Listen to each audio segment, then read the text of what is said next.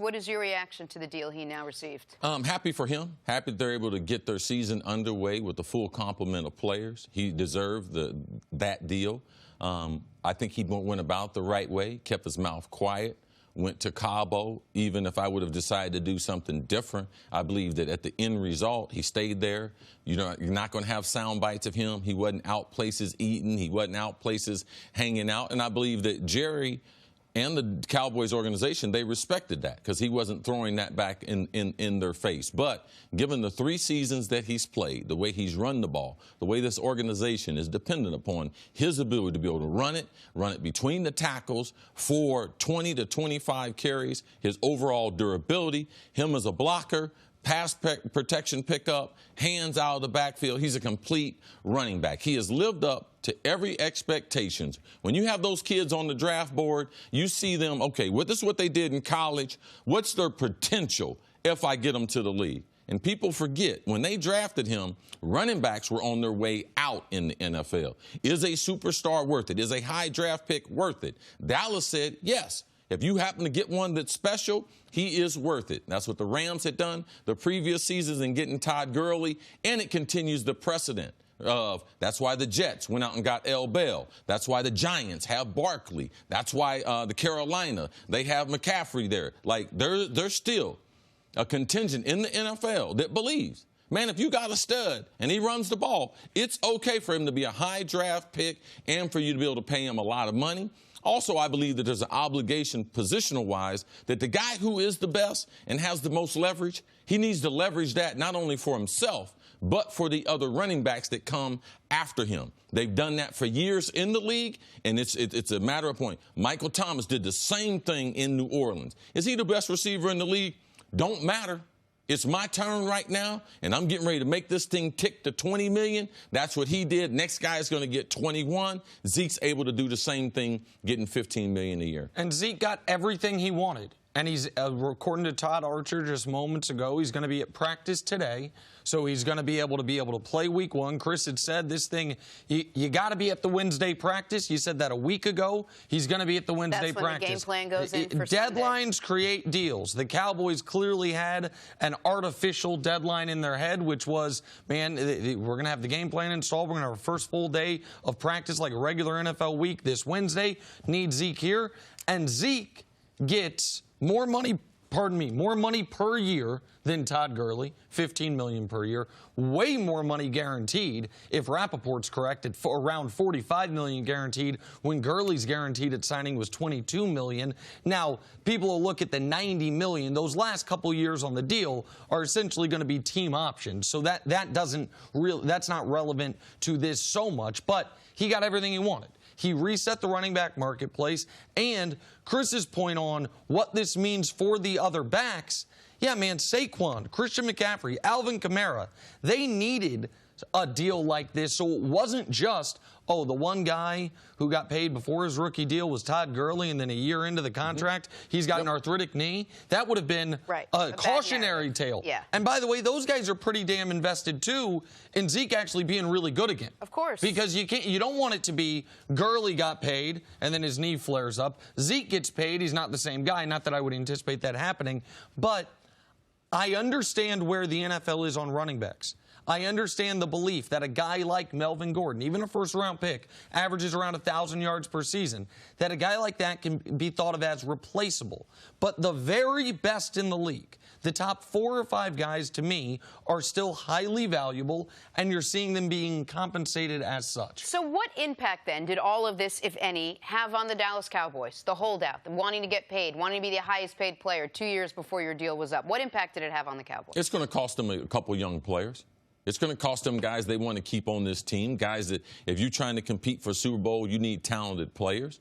But the pie, it got a lot smaller. Reportedly, before he started signing these extensions, Dallas had $25 million remaining this year, reported $75 million next year. So Jerry's got the money. But ultimately, the money, every slice of the pie you give up. So eventually, will they be able to sign some of their other defensive free agents? And it's some guys on that offensive line in the next year or two, they're going to have to take a pay cut. Jerry's going to come to them and be like, listen, buddy, Tyron Smith, let me talk to you, all right? Right now, what you're making, I don't consider you to be the premier left tackle. I need an adjustment. So Travis Frederick got injured last year, missed all of last season. Am I going to continue to pay him? Like, it's on the board if he doesn't get back to the level. So that's what happens. You lose younger players, and then there's some other veteran players going to have to take a haircut, or they're going to have to leave the Dallas Cowboys. Is Dak Prescott going to be one of those players? How does this contract affect Dak? Well, I think I said it yesterday, and Cris has been echoing it for quite some time. It would be shocking if Dak takes the field on Sunday without a new deal. No matter what the Cowboys' last best offer is to Dak before they close negotiations before the start of the regular season, to me it would be almost agent malpractice to not recommend you have to take it. We've gotten this as high as we can because it is such a violent game. Even though they're protecting quarterbacks, there are still devastating injuries. We saw what happened to Alex Smith, right, and Dak's never gotten any real money. If Jared Goff just got $110 million guaranteed, even if the offer to Dak is $80 million guaranteed, and even if the Jared Goff just set the market at $33.5 million, or at least not set the market, but he got $33.5 million, right, even if the offer to Dak is more like Carson Wentz's, not close to 40, it would be such a gamble for him as a human being to not take that money before he goes and plays another game.